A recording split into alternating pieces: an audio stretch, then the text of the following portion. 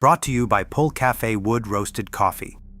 Taste the history at pullcafe.com. In 1933, an Italian aluminum craftsman filed a patent for a coffee maker inspired not by any espresso machine, but by a laundry boiler. That single adaptation would eventually place espresso-style coffee in hundreds of millions of kitchens around the world. But the man whose name became synonymous with the Moka Pot may not have been its true inventor. That craftsman was Alfonso Bialetti. Born in the Piedmont town of Omegna in 1888, Bialetti spent his early adulthood working in the French aluminum industry. By 1919, he returned to Italy to establish his own aluminum workshop in Crucinalo. During this era, aluminum was the perfect material for manufacturing home goods. It was lightweight, durable, and cheap to produce, making it ideal for everyday kitchenware that ordinary families could afford. This early metalworking experience shaped the practical world from which his later coffee brewer would come. On September 27, 1933, a formal filing officially secured patent number 345,615 for a steam pressure coffee maker. The official record names engineer Luigi De Ponti as the designer and inventor, while Alfonso Bialetti appears as the patent holder and commercial assignee. This documented partnership directly challenges the company's later heritage narrative, which credits Bialetti as the sole inventor. Regardless of the authorship debate, the mechanical design itself drew inspiration from the local domestic washhouse. Women washed laundry using a lessiveuse, a tub with a central chimney that relied on steam-driven upward movement and pressure release to circulate soapy water. By replacing the laundry with coffee grounds and a dedicated brewing chamber, the inventors successfully adapted this mechanism to bring rich, espresso-style coffee into ordinary Italian homes. The end of the Second World War sparked a major industrial expansion. Renato Bialetti, Alfonso's son, took control of the family foundry and focused entirely on turning the humble brewer into a national brand. In 1952, Renato launched a bold marketing campaign featuring L'omino con I baffi, the little man with a mustache. This quirky mascot, stamped directly onto the aluminum, appeared alongside the promise, "In casa, un espresso come al bar," at home, an espresso just like in the cafe. The image cemented the Moka Express in the morning routine of millions, turning a metal pot into a cultural icon. The aluminum vessel found its place on ordinary stovetops, turning a patented invention into a quiet morning ritual. Its angular shape became a familiar fixture in the kitchen, heated for the early start or the pause after a family meal. This pot supported a simple form of hospitality, offering a shared cup to anyone who walked through the door. Daily use was defined by sensory markers, the steady, low gurgle of coffee rising into the upper chamber, and the brief pause to let the steam settle before pouring. Through this repeated daily rhythm, rather than sudden or universal ownership, the humble metal pot gradually became an enduring symbol of Italian domestic life. The physical design of this classic stovetop pot is remarkably straightforward, relying on a clean, three-part configuration. At the bottom sits the lower water chamber, or boiler, which holds fresh water filled just below the brass safety valve. Nestled directly inside this boiler is a funnel-shaped filter basket designed to hold the ground coffee.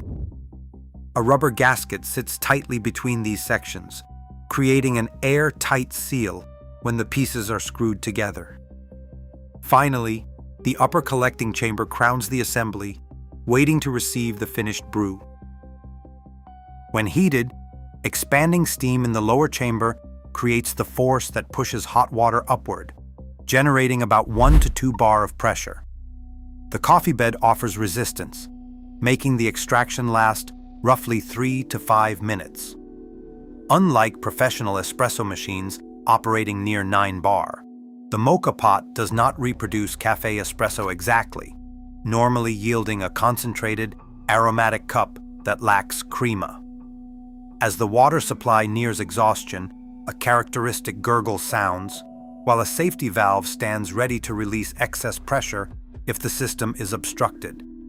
But brewing is only one part of the coffee story. Before pressure extracts the cup, heat must first transform the bean. In Yakult, Washington, an original German-made Probat coffee roaster dating back to 1896 continues to run. Kept active for demonstrations and limited batch roasting, this cast iron machine relies on a seasoned wood fire. According to operational records, the operator regulates the temperature entirely by hand, adjusting the air draft and physical dampers to guide the heat. The history of home coffee is also a history of how people roasted, protected, and prepared the coffee placed in that pot. Once roasted, the delicate beans immediately face their greatest threat: oxygen.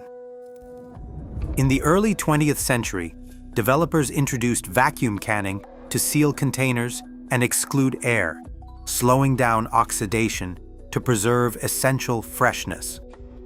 This historic method of preservation, entirely separate from the brewing process itself, was an important step forward, long before nitrogen-flushed packaging became a modern alternative.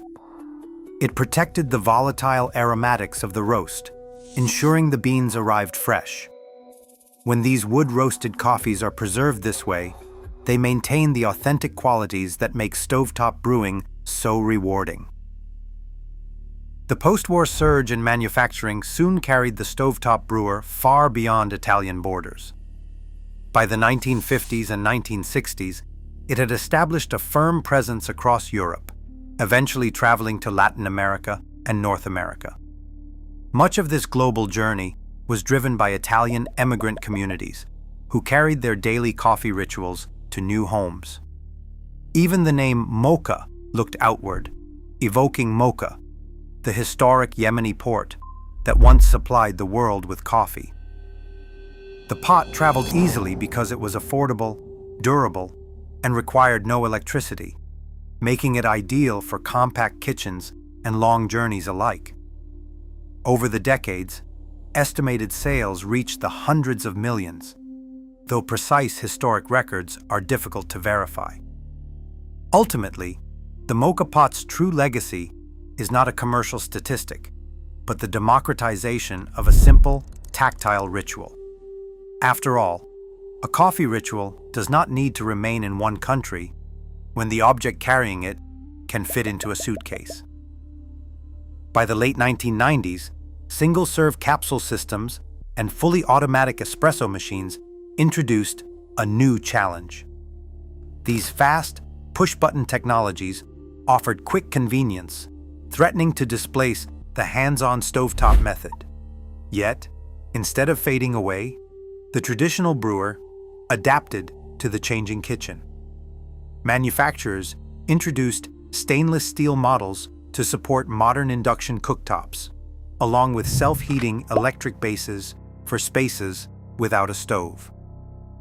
In 2008, the introduction of the Brewer design added a weighted pressure valve to the classic mechanism. By raising the internal brewing pressure to about 1.5 bar, this design offered a richer, foamier cup with a layer of crema-like froth, addressing a long-standing limitation of the standard pot. By the 2010s, a broader movement was underway as the specialty coffee community began to re-examine the classic brewer. Rather than viewing it as a rustic relic, home baristas and professionals started applying modern brewing science to the old aluminum vessel. They experimented with precise variables, selecting uniform, medium-fine grinds, using preheated water around 92 degrees Celsius to prevent bitter over-extraction, and cooling the base immediately after brewing to stop the flow. This approach transformed the Moka Pot into an accessible educational tool. For a small investment, coffee enthusiasts could explore the mechanics of extraction without purchasing expensive machinery. While sealed modern pod machines often end up in landfills when a single internal component fails, the Moka Pot is easily repaired. Simple, replaceable rubber gaskets and metal filter plates keep decades-old pots in daily operation. This return to hands-on methods reflects a wider desire for slower, physical coffee rituals. It is the same appreciation for craft that draws people to traditional wood-roasted coffees, like those prepared by Pull Cafe and sealed in zero-oxygen vacuum cans to preserve their aromatic qualities. In a fast-paced world, the steady, predictable gurgling of the stovetop pot represents more than just a shot of caffeine. It remains one of the world's most popular stovetop coffee makers because it offers a direct, tactile connection to the past, requiring only water, heat, and a little patience to produce a classic cup. In a world of disposable convenience, the Moka Pot remains a quiet rebellion. It reminds us that some rituals are best left unhurried. This humble vessel offers a mindful daily pause, proving that true craftsmanship never goes out of style. Share your favorite coffee ritual below.